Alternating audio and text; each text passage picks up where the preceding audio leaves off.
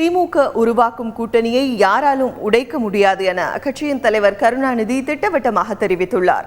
சென்னை தேனாம்பேட்டையில் உள்ள அண்ணா அறிவாலயத்தில் திமுக சார்பில் முப்பெரும் விழா நடைபெற்றது. இதில் பேசிய கட்சியின் தலைவர் கருணாநிதி திராவிட இயக்கத்தை யாராலும் அழிக்க முடியாது என்றார். எந்த புயலையும் சமாளிக்கும் ஆற்றல் திமுகவுக்கு இருப்பதாக தெரிவித்த அவர், திமுக உருவாக்கும் கூட்டணியை யாராலும் உடைக்க முடியாது என்று திட்டவட்டமாக கூறினார். கருணாநிதியுடைய மனதில் எதிர்கால தேர்தலும் அந்த தேர்தலிலே இணையிருக்கின்ற தோழர் கட்சிகளும் ஏதாவது தகராறில் இருக்கிறார்களா என்றெல்லாம் எண்ணக்கூடும்.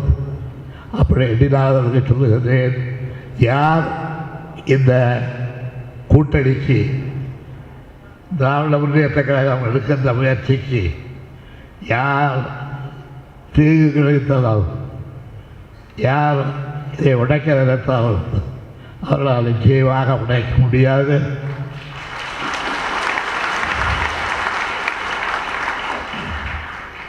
உடைக்க நினைப்போதுதான் உடைந்து போவார்கள். முன்னதாக விழாவில் திமுக சார்பில் ஆண்டிமடம் எஸ். சிவசுப்பிரமணியத்துக்கு பெரியார் விருது, பெங்களூரு வி.